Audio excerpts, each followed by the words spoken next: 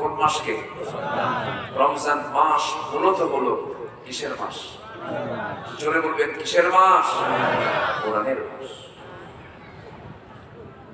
আল্লাহ রাব্বুল আলামিন সুন্দর করে বলছেন, শাহরু রমাদান আল্লাযী উনজিলা ফীহিল কুরআন হুদাল লিন-নাস ওয়া বায়িনাতিন মিনাল হুদা ওয়াল ফুরকান। রমজান মাস, যে মাসে আমি আল্লাহ রাব্বুল আলামিন কোরআন নাযিল করেছি, সত্য মিথ্যার পার্থক্য সৃষ্টিকারী হিসেবে কোরআনটা আমি আল্লাহ নাযিল করে দিয়েছি। এই কোরআনটা নাযিলের কারণে রমজান মাসের দাম এত বেড়ে গেছে। অন্য মাসে বান্দা একবার আল্লাহ বলবে, রমজান মাসে অন্য মাসে বান্দা ৭০ বার আল্লাহ বলবে, আর রমজান মাসে বান্দা একবার আল্লাহ বলবে। আল্লাহ তাআলা রমজানের বদৌলতে আল্লাহ তাআলা ৭০ বার আল্লাহ বলার সওয়াব তার আমলনামায় দিয়ে দেন। অন্য মাসে ফরজ ইবাদত, রমজান মাসে নফল ইবাদত আল্লাহ তাআলা এত ডাবল ডাবল কেন করে দিয়েছেন? কোন কারণ হলো? কোরআনটা নাযিল হওয়ার কারণে।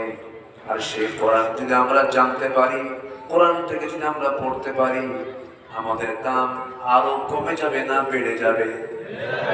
কমে যাবে না বেড়ে যাবে? বেড়ে যাবে।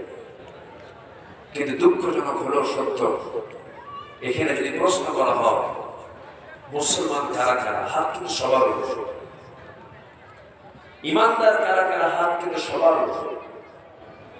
কিন্তু যদি প্রশ্ন করা হয় কোরআন সহি করে পড়তে পারেন কারা কারা, সবার কি হাত উঠবে? আসতে বলবেন না, উঠবে। কিন্তু সবার কি কোরআন জানা দরকার ছিল না? কোরআন জানাটা কি? কোরআন শেখাটা কি? নামাজ পড়া কি? নামাজ আদায় করা যেমন ফরজ, কোরআন শেখাটাও তেমনই ফরজ। নামাজ হবে না কোরআন ছাড়া, নামাজ হবে না কোরআন ছাড়া। তাহলে দুঃখজনক হলো সত্য, আমরা যে সবাই কোরআন পড়তে পারি না, আমি লজ্জা দেবো না, আমি বলবো না যে কারা কারা পারেন কারা কারা পারেন, এটাই বলবো।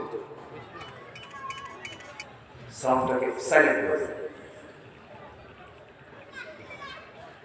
কিন্তু কেন জানি না, কোরআনটা কেন পড়তে পারি না, এটার জন্য অপরাধ সবার আগে নিজের হলেও পরিবারের দায়বদ্ধতা আছে না নাই? আসতে বলবেন না, আছে না নাই? সমাজে, রাষ্ট্রে, শিক্ষা ডিপার্টমেন্টে আছে না নাই? 90% মুসলমান যে দেশে, সে দেশের শিক্ষা সিলেবাসে মুসলমানদের জন্য কোরআন শিক্ষা বাধ্যতামূলক সবার জন্য। এটা হওয়া দরকার ছিল, ঠিক কিনা? দরকার ছিল। আমি নিজের কানে শুনেছি, তারিশাদ পার্লামেন্টে যান নাই, অধিবেশন শুরু হবে, তেলাওয়াত করতেই হবে, তেলাওয়াতটা করবে কেউ শুরু। তারিশাদ না থাকার কারণে এক পার্লামেন্টের মেম্বারকে তেলাওয়াত করতে বলা হলো। উনি তেলাওয়াত করতেছেন, কেল হেললে হে। এই যদি হয় আমাদের প্রথম শ্রেণীর লোকের তেলাওয়াতের হালত, তাহলে সমাজের কি হাল? একটা পাতিলে একটা ভাত চাপ দিলে যেমন টের পাওয়া যায়, ঠিক তেমনি সমাজের নেতৃস্থানীয় ব্যক্তিদের একটু তাদের দিকে নজর দিলে সমাজের চিত্র ভেসে ওঠে। আসতে বলবেন না, জোরে বলুন, ঠিক কিনা? নবীজি নেতৃত্ব তৈরি করেছেন নামাজ থেকে। কিসের থেকে বলেন? এটা মনে করে দিবেন, পরে আমি এই বিষয়টা বলব। নবীজি পৃথিবীতে নেতৃত্ব তৈরি করেছেন নামাজ থেকে, আর এখন নেতৃত্ব তৈরি হয় সন্ত্রাস থেকে। কথা বললেই তো দোষী হয়ে যায়। আমি এসেছিলাম 2-3 বছর আগে, আমার ডানে বামে সব কি রামুল কাতিবে বলে। আমি কাউকে দেখে কথা বলি না। আমার 23, 24, 25 বছরের এই মাহফিল অঙ্গনে যারা আমার আলোচনাগুলো শুনে থাকে, যারা শোনে, আমি কাউকে দেখে কথা বলি না, আমি আল্লাহকে দেখে কথা বলি। কোরআনের পক্ষে কথা বললে সুদের বিপক্ষে কথা যাবে, কোরআনের পক্ষে কথা বললে মদের বোতলের বিরুদ্ধে কথা যাবে। মদের বোতল নিয়ে আলেমরা থাকে না, নাইট ক্লাবে আলেমরা যায় না। সম্মানিত ভাইরা, সম্মানিত বন্ধুগণ, আমরা যদি সুন্দর একটি সমাজ করতে চাই, সুন্দর সমাজের জন্য সুন্দর নেতৃত্বের দরকার আছে না নাই? আসতে বলবেন না, আছে না নাই? নামাজি নেতৃত্ব না বেনামাজি নেতৃত্ব? আমাকে একটু বলা হয়েছে হুজুর আহমিয়াতুস সালাহ, নামাজের গুরুত্ব নিয়ে একটু বলবেন। আজকে স্বাধীনতার 52 বছর, এত আইন পাশ হলো, আজ পর্যন্ত নামাজ নিয়ে কোন আইন কি পাশ হয়েছে? অনেকে তো বিশ্বাসই করতে পারে, বলো যেটা কেন হবে, ধর্ম যার যার, উত্তর তো দিয়ে দিলেন। সম্মানিত ভাইয়েরা, সম্মানিত বন্ধুগণ, নামাজ যদি সমাজে চালু না হয়, সমাজ কখনো ভালো হতে পারে না। ইন্নাস সালাতা তানহা আনিল ফাহশাই ওয়াল মুনকার ওয়া লাযিকরুল্লাহি আকবার। নামাজই হচ্ছে সকল প্রকার ফাহিশা কাজ, অশ্লীল কাজ থেকে মানুষকে বিরত রাখে। নামাজ পড়ে মাত্র 5%, মাত্র 5% মুসলমান আমার দেশে নামাজ পড়ে, আর বাকিগুলোর কোনো খবরই নেই। কোরআনটা পড়তে পারা সবার জন্য একটু ফরজ ছিল। শিক্ষা ডিপার্টমেন্টে উচিত ছিল কোরআনটাকে সংযোজন করা, সেখানে সংযোজন করতে হলো মানুষ নাকি আগে ফানুস ছিল, মনে হয়ে গেছিল।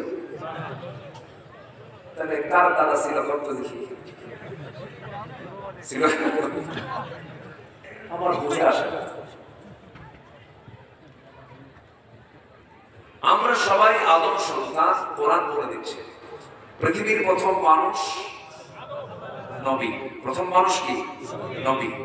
পৃথিবীর প্রথম মানুষ জ্ঞানী, পৃথিবীর প্রথম মানুষ মহাজ্ঞানী। আমরা হলাম সেই মহাজ্ঞানী আদমের সন্তান। জোরে বলে সুবহানাল্লাহ। ওয়ালাকাদ কাররামনা বনি আদম। আল্লাহ নিজে বলেছেন আমি আদমের সন্তানকে সম্মান দিয়েছি। মানুষটাকে আগে বানাচ্ছি, তো বানর থেকে মানুষ হলো কেমনে? কে বলেন? ওই গাছের ডালে ডালে চলতে চলতে গাছের ডালের সঙ্গে ঘষা খাইয়া লেজ পড়ে যাইয়া বানর মানুষ হইয়া গিয়েছে। বলেন এটা কি সুস্থ মানুষের কথা না মদ খাওয়া লোকের কথা? মদ খাওয়া লোক এটাকে কথা বলতে পারে, এটা কোনো ব্যাখ্যা হলো? অথচ আল্লাহ রাব্বুল আলামিন বলেন হুয়াল্লাযী খালাকা লাকুম মা ফিল আরদি জামিআন সুম্মা ইসতাওয়া ইলাস সামা। জোরে বলুন আল্লাহু আকবার।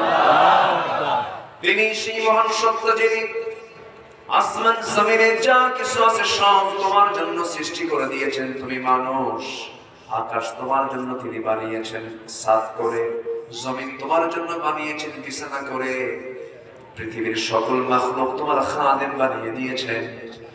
বিশাল সৃষ্টি হাতি, হাতির উপরে মানুষ বসে থাকে। মানুষ হাতিকে চালায় না, হাতি মানুষকে চালায়। মানুষ হাতিকে চালায় শক্তির জোরে না, বুদ্ধির জোরে। কিসের জোরে? বুদ্ধির জোরে, জ্ঞানের জোরে।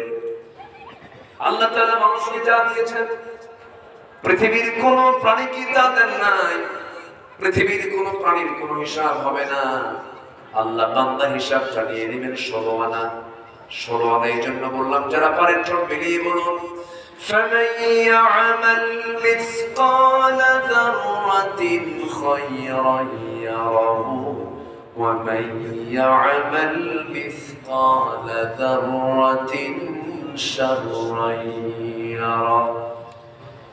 চুল পরিমাণ, যারা পরিমাণ যে বান্দা ভালো কাজ করবে তার সে পুরস্কার সেদিন সে দেখতে পাবে।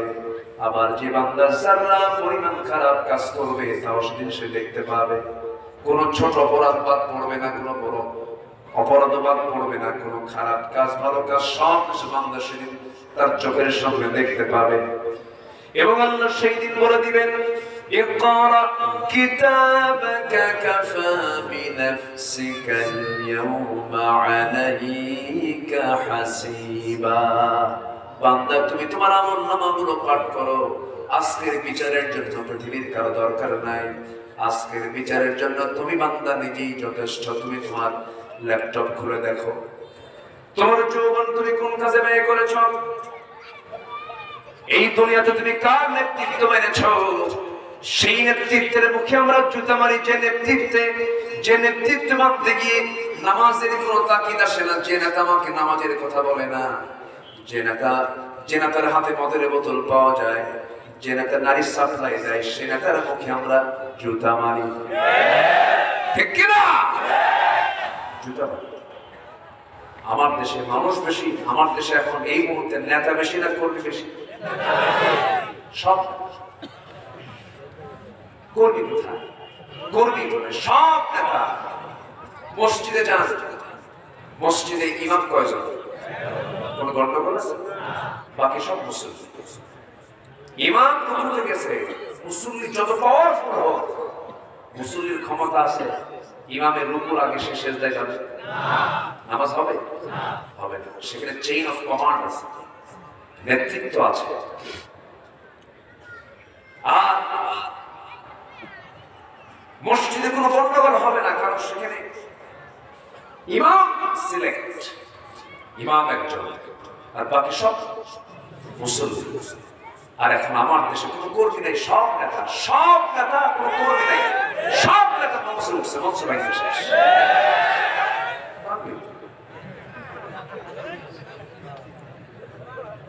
অনেক সন্ন্যাসীদের গাজর নষ্ট, তাই না? অনেক সন্ন্যাসীদের গাজর নষ্ট, কলকিতে টান দিয়ে আরাম পায় না, সবাই গাজা খায়। কষ্ট হচ্ছেন নাকি আপনারা? নেতৃত্ব কাউকে নয়, নেতা যদি মানতে হয় একজন হবেন, আমার নেতা তিনি হচ্ছেন মুহাম্মদ সাল্লাল্লাহু আলাইহি ওয়াসাল্লাম। সকল নেতার পথ ছাড়ো,